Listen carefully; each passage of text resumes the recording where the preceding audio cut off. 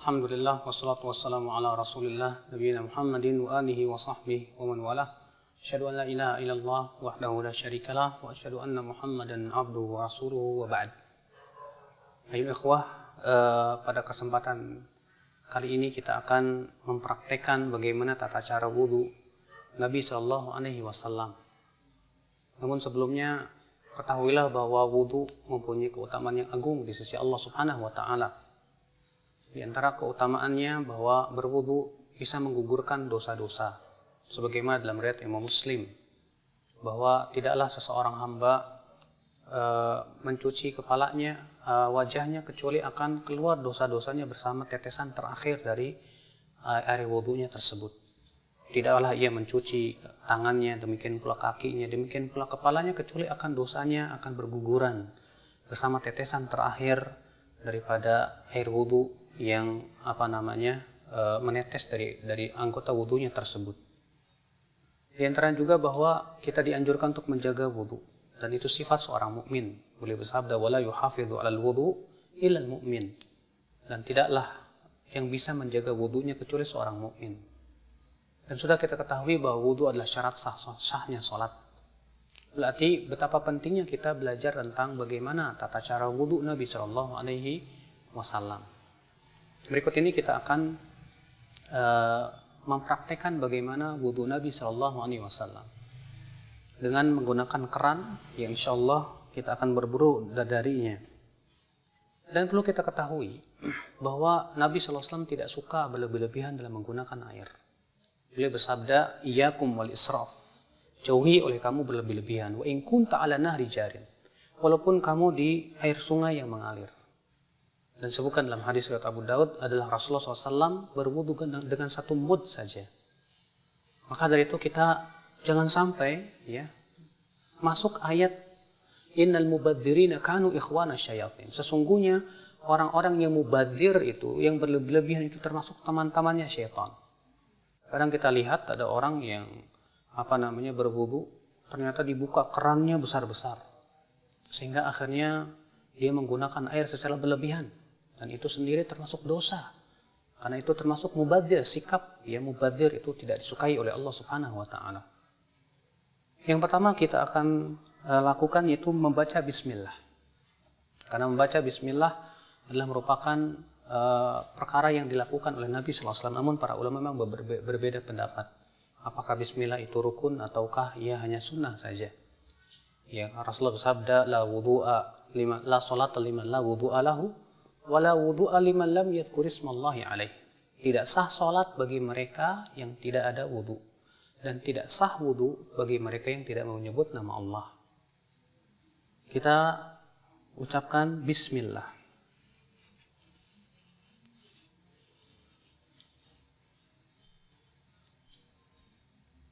Bismillah, kemudian kita cuci tangan kita 3 kali.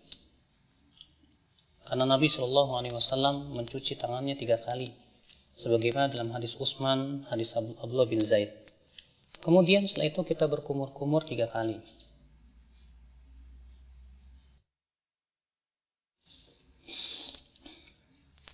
Ketika berkumur-kumur, kita ambil satu telapak tangan, kemudian kita masukkan air ke mulut, lalu ke hidung sekaligus. Lalu kita keluarkan dengan tangan kiri kita.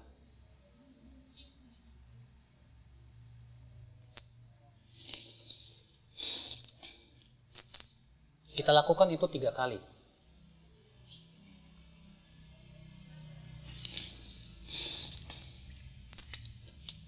Setelah itu kita akan mencuci wajah. Dan batasan wajah terjadi ikhtilaf para ulama, apakah wajah itu dari sini ke sini, dan ini pendapat jumhur. Itu dimulai dari daging yang menyembul di sini, di telinga, sampai kepada ini.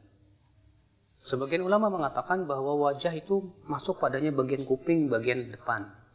Dan ini diriwayatkan dari Ali bin Abi Thalib. Adalah Ali bin Abi Thalib ketika mencuci wajah, beliau mencuci bagian depan telinganya. Ya.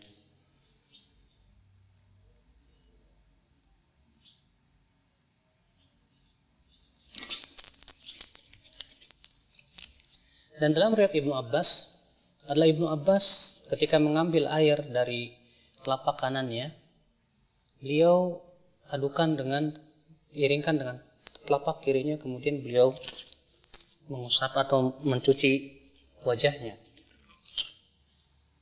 Kemudian dilakukan itu 3 kali.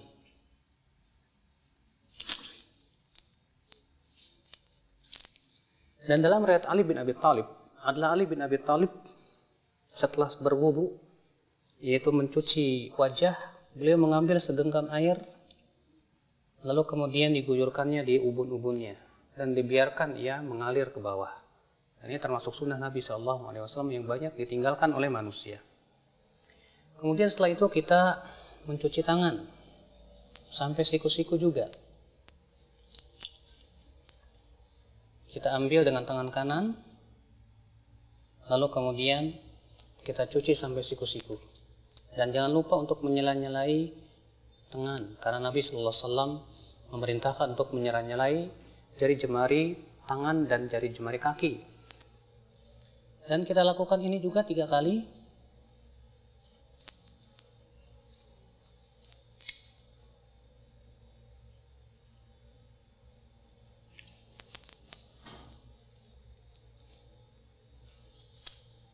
Kemudian setelahnya sebelah kiri.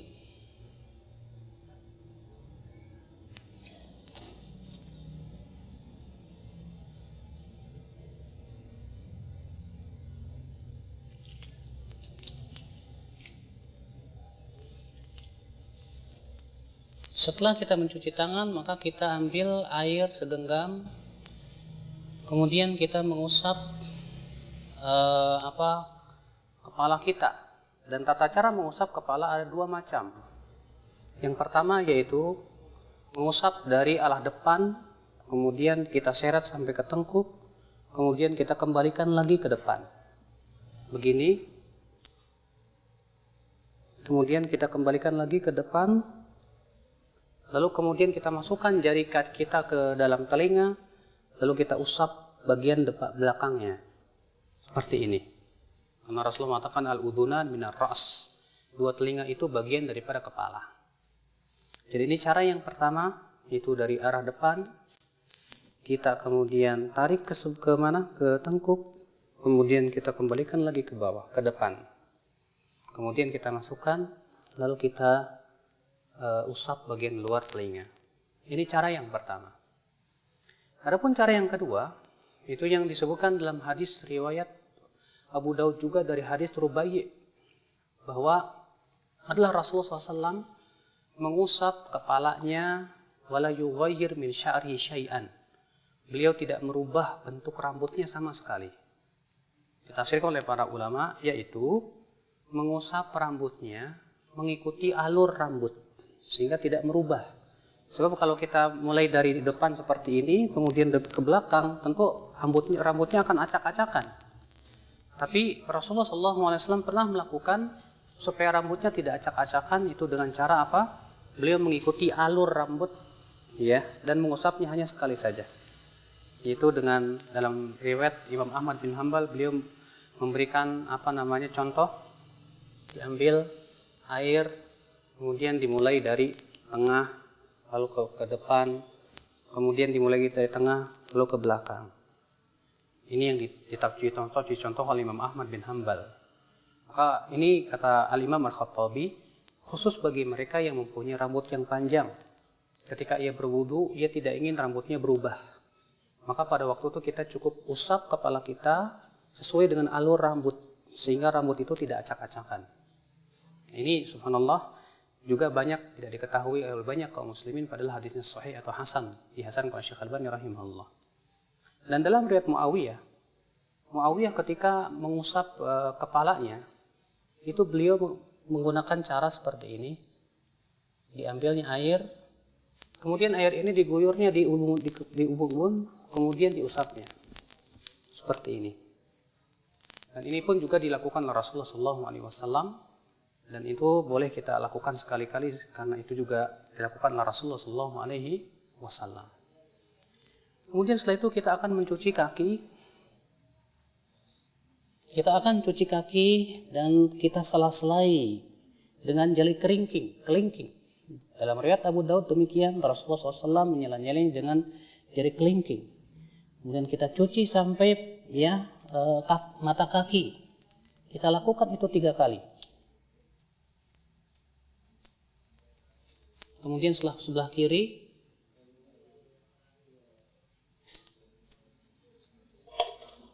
kita lakukan itu 3 kali.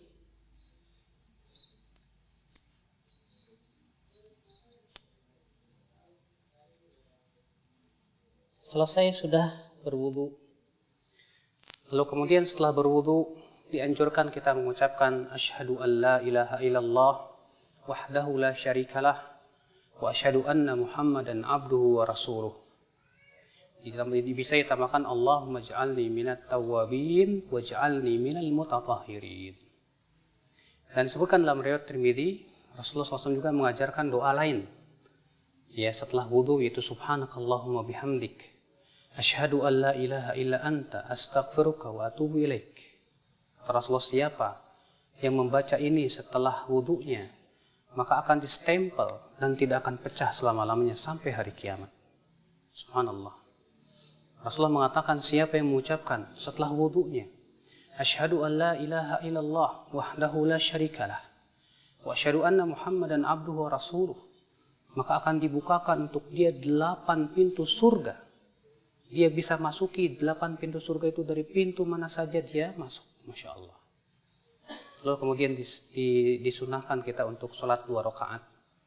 Disebutkan dalam hadis Bilal, Rasulullah bersabda, ya Bilal, bima sabaktani ilal jannah, dengan apa engkau mendahuliku ke dalam surga.